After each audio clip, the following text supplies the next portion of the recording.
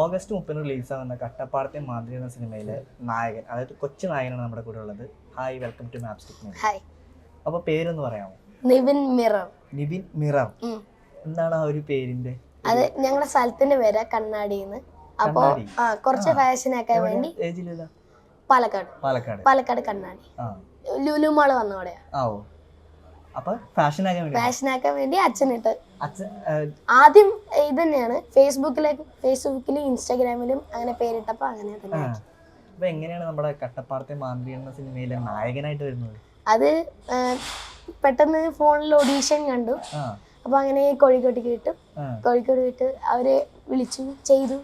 കുറച്ച് ദിവസം കഴിഞ്ഞപ്പോ അവര് ഷൂട്ടിന്റെ തീരുമാനിച്ചു, സെലക്ട്. അപ്പൊ എത്രാമത്തെ സിനിമയാണ് ഇത്?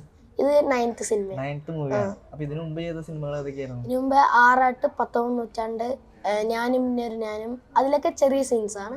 പിന്നെ ഓമേരി ലൈല, അതില് നായകന്റെ ചെറുപ്പമാണ്. പെപ്പച്ചേട്ടനാണ് നായകൻ. പിന്നെ മലയാളി ഫ്രം ഇന്ത്യയിലെ നിവിൻ ചേട്ടന്റെ ചെറുപ്പമായിരുന്നു. എല്ലാവരുടെയും ചെറുപ്പമായിട്ട് വന്നുകൊണ്ടിരിക്കുകയാണ്. പിന്നെ ഗ്രാനി പറഞ്ഞ മൂവിയിലെ main role Granny the grandma. ഇനിയിപ്പോ ആരുടെ ചെറുപ്പമായിട്ട് അഭിനയിക്കണം ആഗ്രഹം? ഇനി ലാലേട്ടൻ ചെറുപ്പമായിട്ട് അഭിനയിക്കണം. ലാലേട്ടൻ എന്തായാലും കാണാണെങ്കിൽ കുറച്ചുകൂടി വലുതാവുമ്പോഴേക്കും ആവുമല്ലോ. ലാലേട്ടൻ ഇപ്പോഴും ചെറുപ്പമല്ലേ? ലാലേട്ടൻ പ്രായമായിട്ടില്ലല്ലോ, ചെറുപ്പം അഭിനയിക്കണമെന്നില്ല. അല്ല ആഗ്രഹം. ലാലേട്ടൻ ഫാനാണോ? ലാലേട്ടൻ ഫാൻ. അതുകൊണ്ടാണ് ലാലേട്ടന്റെ ചെറുപ്പം അഭിനയിക്കുന്നത്. അപ്പൊ നമ്മുടെ ഈ സിനിമയിലെ കഥാപാത്രത്തെ പറ്റി എന്താണ് പറയാനുള്ളത്? ഇത് കിച്ചു എന്നാണ് കഥാപാത്രത്തിന്റെ പേര്. കഥ അങ്ങനെ പറയുന്നില്ല. കഥ ഒരു സസ്പെൻസ് ആണ്. കട്ടപ്പാടത്തെ മാന്ത്രികൻ ആണ് പേര്. മോന്റെ വേഷത്തെ കുറിച്ച് എന്താണ് പറയാനുള്ളത്? ഒരു പാവപ്പെട്ട കുടുംബത്തിലത്തെ ഒരാളാണ്. അങ്ങനെ ഫണ്ണി ക്യാരക്ടറാണോ? ഫണ്ണി ക്യാരക്ടർ അല്ല, അത് ടിപ്പുവാ, എന്റെ ഫ്രണ്ട്. അവൻ ഫുൾ ഫണ്ട്. ഞാൻ ഇത്തിരി റൊമാൻറ്റിക്കും.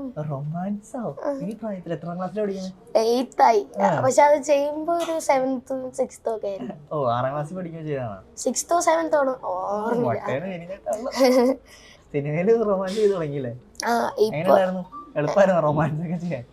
ഞാൻ റീൽസ് ഒക്കെ ചെയ്യും, പേപ്പറിൽ ചെയ്യാറുണ്ട്. നിവിൻ മിറർ ഒഫീഷ്യൽ എന്നാണ് ഇൻസ്റ്റാഗ്രാമിൽ. എങ്ങനത്തെയാണ് ചെയ്യാറ്? ഓൺ വോയിസ് ആണോ അതോ? ഓൺ വോയിസ് അല്ല, ഡബിങ് പോലെ. ഡബ് സ്മാഷ് ആണ് ചെയ്യുക. ലാലേട്ടന്റെയും എല്ലാ ക്യാരക്ടറിന്റെയും ഞാൻ ചെയ്യാറുണ്ട്. റീൽസ് ഒക്കെ ചെയ്തിട്ടാണോ സിനിമയിൽ വരുന്നത്, അതോ സിനിമയിൽ വന്നതിന് ശേഷമാണോ? അച്ഛന് പണ്ട് സിനിമയിൽ വരാൻ താല്പര്യം ഉണ്ടായിരുന്നു. അച്ഛൻ ചെയ്തിട്ടുണ്ട്, ഷോർട്ട് ഫിലിംസ് ചെയ്തിട്ടുണ്ട്, ആങ്കറിംഗ് ചെയ്തിട്ടുണ്ട്. ചെയ്യാൻ പറ്റാത്ത അല്ലെങ്കിൽ അച്ഛനാവാൻ പറ്റാത്ത ഒരു മകനിലൂടെ സാധിക്കുകയാണ്. അച്ഛൻ കുറെ ചെയ്തിട്ടുണ്ടായിരുന്നു. അങ്ങനെ കുറച്ച് പരിചയം. പിന്നെ റീൽസ് എടുത്തിട്ട് കുറെ പേര് വിളിച്ചു, ചാനൽസിലൊക്കെ വിളിച്ചു. ചാനൽസില് ഇപ്പോ മഴവിൻ മനോരമയില് ഒരു ചിരി ഇരുചിരിയിൽ പോയിട്ടുണ്ടായിരുന്നു. പിന്നെ ബമ്പർ ചിരി ആഘോഷവും സാറ്റർഡേ സൺഡേകളില് അതിലും ഉണ്ടായിരുന്നു. അതിലായിരുന്നു ആദ്യമായിട്ട് പോയത്.